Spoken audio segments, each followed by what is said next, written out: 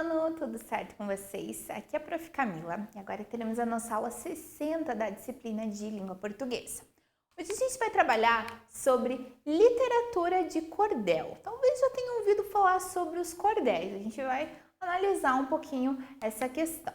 Então, os objetivos dessa aula são conceituar literatura de cordel, analisar como se originou o cordel em Portugal e como ele veio para o Brasil, identificar a linguagem e as características da literatura de cordel, definir xilogravura e interpretar xilogravuras e literatura de cordel.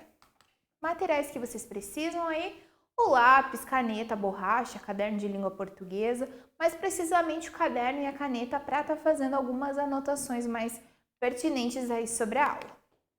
Então, iniciando. O que é literatura de cordel? A literatura de cordel, ela foi popularizada no Brasil por volta do século XVIII, tá? Ali, nesse momento foi, então a gente nota como a literatura de cordel, ela não é tão recente. Vocês já vão ver que os modelinhos ali dos cordéis, eles até remetem a um tempo mais antigo. Ela ficou conhecida como poesia popular porque ela contava histórias com os folclores regionais, né, folclores das regiões. É claro que a gente tem um folclore rico brasileiro, mas as regiões em específico também, cada uma tem o seu folclore, a sua cultura, de maneira simples, possibilitando que a população mais simples entendesse. Então, qual é a ideia da literatura de cordel? Fazer com que a leitura, a escrita ou as imagens, elas tenham uma interpretação muito simples, fazendo com que qualquer público pudesse compreender. Os seus autores, eles ficaram conhecidos como poetas de bancada ou poetas de gabinete. Aqui no Brasil, a literatura de cordel, ela popularizou-se por meio dos repentistas, que são os violeiros, tá? Essas pessoas influenciaram, né, trouxeram em grande peso aí a literatura de cordel.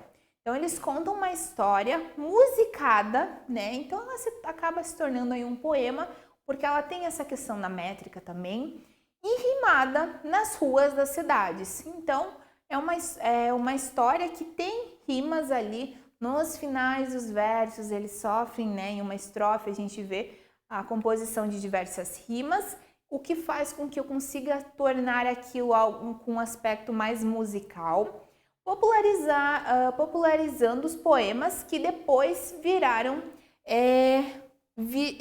a ser os cordéis, tá? Então, tudo isso foi feito gerando-se os cordéis.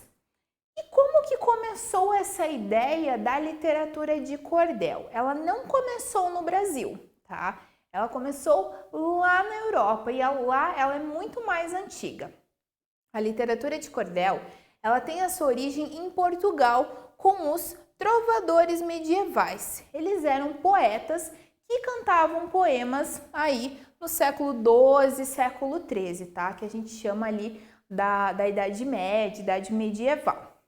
Eles espalhavam histórias para a população que na época era em grande parte analfabeta, tá? Hoje, pequena parte da população é analfabeta. Na época, boa parte da população não sabia ler e escrever. O que acontecia? Para que essa população pudesse aí fazer a leitura, digamos assim, de determinados poemas, esses trovadores, né, esses poetas, o que eles faziam? Eles cantavam, né? Eram poemas com rimas, para que as pessoas pudessem aí estar imaginando algumas questões, né? Algumas histórias. Tá? Então, isso foi mais com o intuito de favorecer essa população analfabeta. Continuando sobre a origem dos cordéis, na Renascença, que foi um período ali da história que aconteceu na Europa, com os avanços da tecnologia que permitiu a impressão em papéis, possibilitou-se a grande distribuição de textos que até então eram apenas cantados. Então, até o momento, esses textos eles eram cantados, eles eram, né, feitos através aí da imaginação, da memorização. E com o surgimento da imprensa, tá, com as impressões, começou-se então a gerar aí papéis, né, com esses cordéis, ok?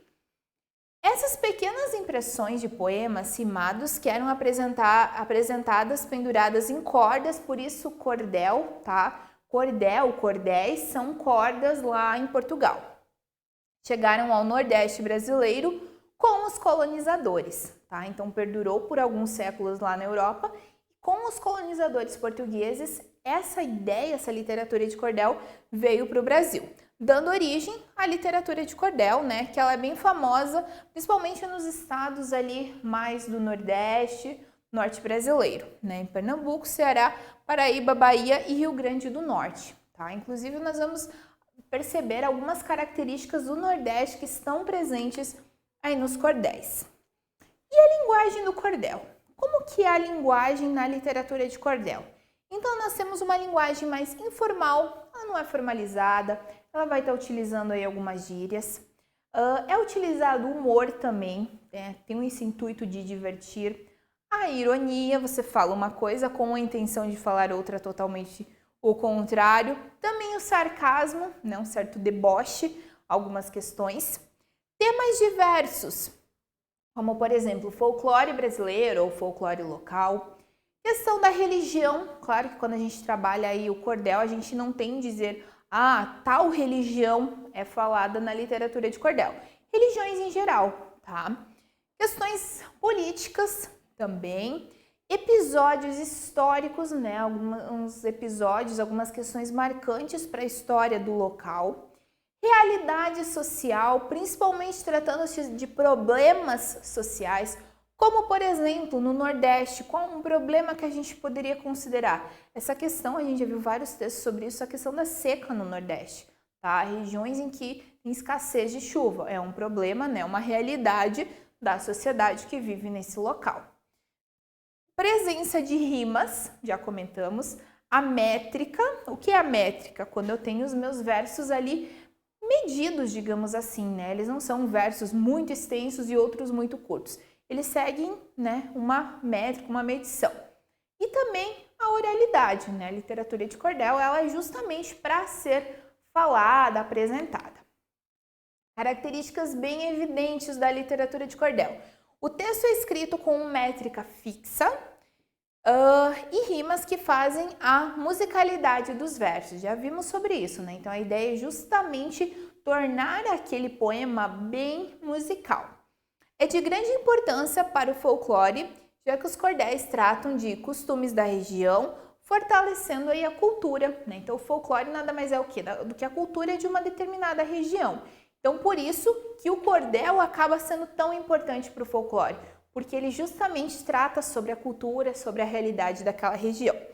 A literatura de cordel é muito conhecida por suas xilogravuras. Talvez já tenha ouvido falar, talvez já tenha até trabalhado na disciplina de artes, né? Que são gravuras na madeira. A gente já vai trabalhar um pouquinho sobre isso, tá?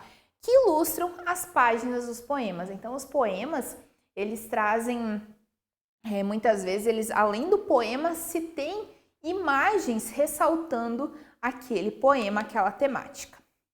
Então, a xilogravura, ela se caracteriza por um dos métodos de impressão mais antigos, tá? Justamente por ele ser um método bastante simples. Essa técnica se baseia no corte de uma figura em superfície de madeira, que em seguida ela é coberta com tinta e impressa em outro local com um tecido ou com um papel, tá? Geralmente, né, nos cordéis principalmente se utiliza papel. Então é como se fosse, dá a ideia, como se fosse um carimbo, tá? Xilogravura no Brasil. Então aqui nós temos uma imagem, inclusive, que está ressaltando essa questão. A técnica ela chegou no Brasil com a vinda da família real ali no ano de 1808 no Rio de Janeiro. Já vimos isso em história, né? Que foi aquele momento que a família real saiu lá de Portugal e migrou para o Brasil para realmente ficar aqui. Assim, os trabalhos dos xilogravadores da época se concentravam na produção de ilustrações para anúncios, livros e até mesmo cartas de baralho. Então, na época, a ideia da xilogravura era fazer anúncios sobre questões sociais, tá? Até mesmo livros e carta para baralho. Olha só que interessante. Aqui nós temos um exemplo, então. Nós percebemos aqui uma certa árvore próxima aqui ao cacto, que é bem presente no Nordeste. Nós percebemos aqui um casal em um cavalo ou em um burro que eles estão, né, passeando, ou talvez até numa história a gente pode considerar um casal fugindo ou indo casar, enfim.